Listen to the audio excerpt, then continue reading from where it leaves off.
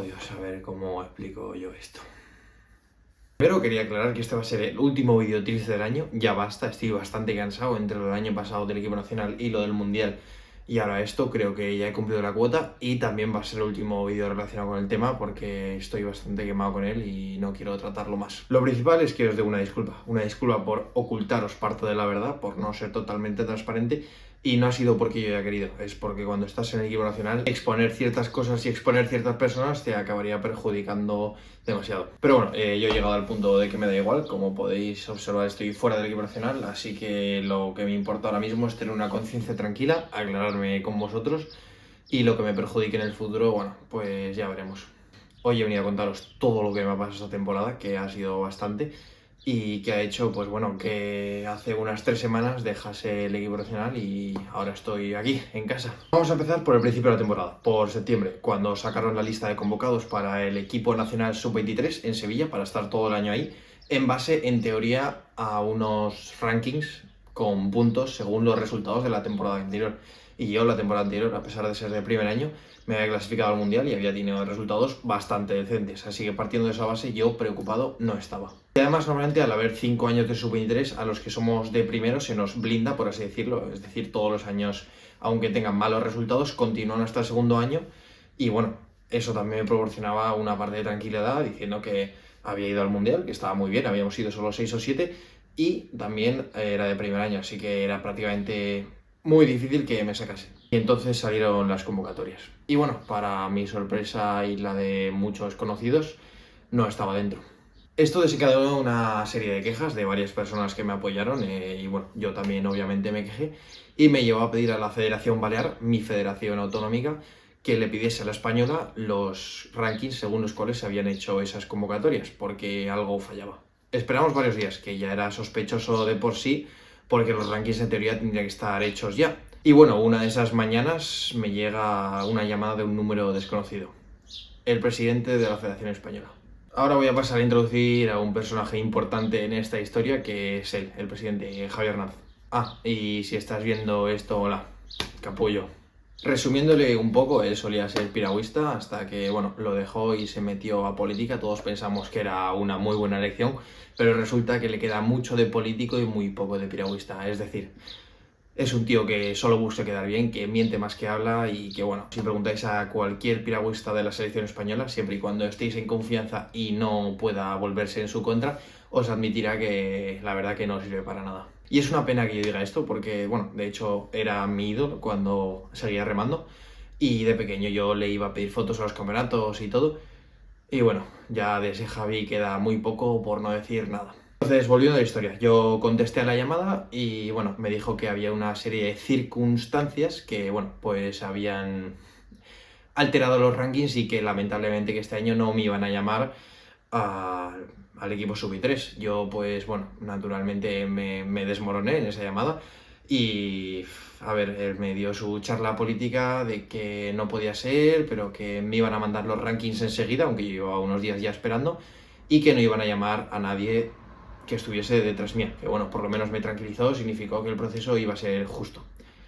Pero bueno, tenemos que acordarnos que al fin y al cabo estamos hablando de un político como Dios manda, así que de justo iba a tener bastante poco. Y entonces llegó el maldito ranking y yo me quedé de piedra. Aparte de ser uno de los documentos más absurdos que he visto en mi vida, sí que habían llamado a 2 personas por debajo mía en el ranking. Para empezar, hablando un poco del ranking, todas las personas sub-23 que habían ido al europeo tenían más puntos que yo, a pesar de ser, en teoría, a mi pesar, el equipo B. Los que habíamos quedado delante nos habíamos clasificado al mundial y los que habían quedado un poco más atrás al europeo. Pero bueno, todos tienen más puntos que yo. No sé cómo, pero ahí están. Y los que estaban debajo mía y habían sido convocados ya era un cachondeo. Que bueno, también quiero resaltar que con esos chavales, que la mayoría son mis amigos, seguramente estéis viendo esto, yo no tengo nada en contra de vosotros, simplemente me parece un proceso de selección injusto y obviamente no es vuestra culpa. Por eso no voy a entrar mucho en detalle, pero comentando un poco los casos de los 2 chavales a los que la Federación Española sí que les iba a pagar un año de residencia.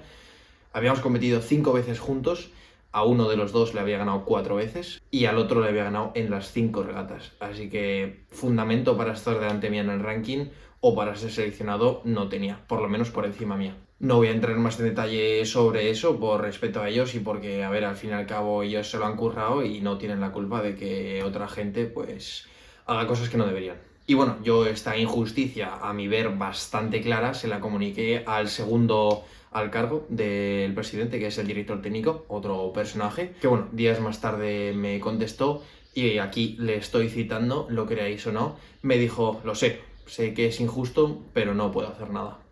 ¿Cómo que no puedes hacer nada sin vergüenza? Eres tú el que hace el criterio. Al fin y al cabo, cada uno tiene que pagar los favores a quien se los tiene que pagar. Y bueno, así de bien empezó mi temporada. Ya desde el principio estuve un par de semanas en casa tocado, la verdad.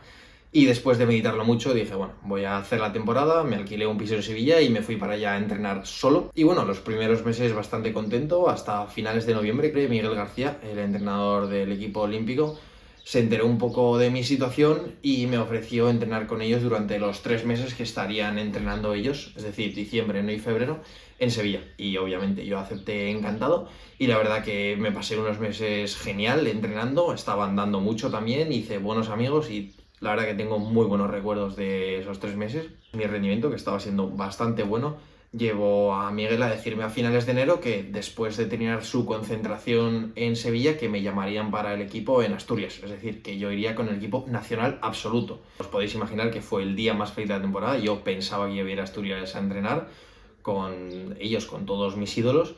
Y bueno, al final no se ha cumplido, pero a eso llegaremos más tarde. Durante febrero seguí entrenando con todos ellos bastante bien y llegó unas noticias que empezaron a torcer todo un poco otra vez. Y es que por primera vez en muchos años, si no en toda la historia, no estoy seguro, en España el equipo nacional sub-23, el K4, la embarcación de 4, se iba a decidir en una carrera directa. Es decir, todos estos años se habían cogido a los 4 mejores individuales y se habían puesto en un barco directamente, según el selectivo. Pues este año iban a concentrarse barcos en diferentes grupos de entrenamiento, iban a entrenarse y luego en una carrera directa se iba a elegir quién iba a ir al mundial. Y claro, esto me perjudicaba bastante a mí, seguro que no lo hicieron con intención de perjudicarme a mí, pero dio la casualidad de que, bueno, es así. Y claro, yo en 15 días me iba a Asturias a entrenar prácticamente como único sub-23, menos Adri, que estaba preparando otra cosa, así que no iba a hacer K2 y obviamente tampoco K4 con él. Y se me complicaba mucho las oportunidades de clasificarme a algo internacional. Entonces, el día antes, y cuando digo el día antes es 24 horas antes de irme a Asturias, me llamó Natalia, que es la entrenadora del equipo sub-23, el mismo equipo al que no conseguí entrar en septiembre, y pues tuvimos una charla, que bueno, otra personaje bastante interesante.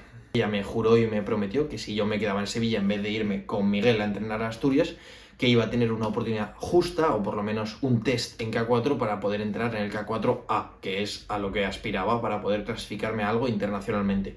De esta manera entraba en el K4 y me podía presentar al selectivo y tener una opción de ir al Mundial. Tras hablarlo un poco con mis padres y con Miguel, que bueno, si no lo he mencionado antes, es de verdad la única persona honesta y un señor de verdad como Dios manda que encuentro o he conocido en toda la organización podrida que es la Federación Española de Piragüismo, por lo menos de altos cargos, porque la verdad que el resto, por no decir otra cosa, son unas ratas muy sucias. Y bueno, eso, que lo comenté con mis padres y con Miguel y nada, que al final decidimos que la mejor opción era quedarme en Sevilla para tener una oportunidad, como he dicho antes, de entrar en el K4. Y una semana más tarde me presenté a entrenar. Y bueno, durante el primer día Natalia, la entrenadora, me apartó del grupo y se puso a hablar conmigo un momento y me dejó bastante claro que da igual lo que hiciese, da igual lo que andase en K1, es decir, individualmente, que no iba a tener ningún test objetivo en el K4, que no me iba a montar y que daba igual lo que hiciese. Que bueno, es exactamente todo lo contrario a lo que me había prometido una semana antes. Yo no sé en qué momento le dio una neura, pero le dio. A partir de ahí, como podéis imaginaros, todo cayó en picado. Yo, naturalmente, si no entro en el K4, nivel para ganar todo el K1 sub-23 no tenía, así que yo no iba a clasificar a nada internacionalmente. ¿Qué pasa si no clasificas a nada? Que el año siguiente tampoco entras en el equipo nacional. Que bueno, se resume todo en eso, que al final no iba a clasificar para una competición internacional, por mucho que hiciese, por mucho que hubiese trabajado.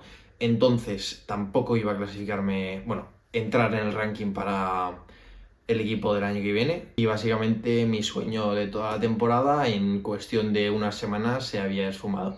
Y decidí que, bueno, que iba a plantarle cara, que iba a poner buena cara a todo, que iba a intentar seguir, iba a seguir subiendo vídeos a YouTube, como visteis, intentando ocultar un poco lo que estaba pasando detrás de todo eso. Y durante unas semanas lo aguanté bastante bien. Si os fijáis en mi último vídeo se me ve bastante alegre, pero lo que no se ve es que apenas dormía todas las noches, que llamaba a mis padres, que era bastante duro explicarles todo eso, y que si estaba suficiente tiempo alrededor mía, sobre todo, bueno, Miguel Hernández, que seguro que está viendo esto, me tuvo que aguantar mucho y lo siento, porque yo de verdad que estaba deprimido, pero a unos niveles que no había estado nunca. Y bueno, este es el concepto que os quiero dar del deporte de alto rendimiento, que lo entendáis, que es muy bonito, la verdad. Yo he tenido mis más y mis menos, y hay unos pocos que ganan y los que se quedan en el camino pues también tienen una historia que contar y que no son todo rosas. Entonces, bueno, después de unas semanas aguantando bastante deprimido, por así decirlo, un día de madrugada, de estos que no podía dormir, creo que ese día dormí 1 o 2 horas, a las 4 o 5 de la mañana le mandé a mi entrenadora un mensaje, le dije, mira, yo hasta aquí he llegado, paso, me voy a casa. Y al día siguiente cogí un vuelo a las 10 de la mañana, no avisé a absolutamente nadie, de hecho no avisé ni a mis padres, cogí el primer vuelo que pude a Ibiza y bueno, pues me planté en casa para comer, que ya os imagináis la reacción de mis padres y de mis hermanos cuando me vieron. Si no recuerdo mal, mi madre se puso a llorar, mi padre intentó reaccionar un poco mejor, pero bueno, sabían que lo había pasado muy mal y llevan pues unas semanas aquí apoyándome mientras estaba en casa, y por eso también he apagado el móvil, seguro que lo habréis visto en redes sociales, no he estado activo, no he subido nada a YouTube. Y bueno, si tenéis mi WhatsApp habréis visto que tampoco contestaba porque, bueno, quería recapacitar un poco sobre todo lo que había pasado, sobre mi vida en general y qué dirección iba a tomar. Y bueno, todo eso ya os lo contaré en el próximo vídeo, que vídeos a YouTube seguramente no deje de subir. Y bueno, si habéis llegado hasta aquí, muchísimas gracias por aguantar el tostón. La verdad que se me ha hecho bastante duro contarlo todo. No sé las consecuencias de contar esto, ni si va a haber consecuencias, ni si, bueno, le va a importar a nadie.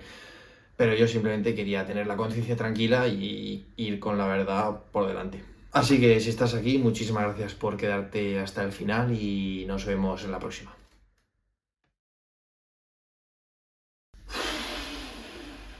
Dios mío, vaya pasada.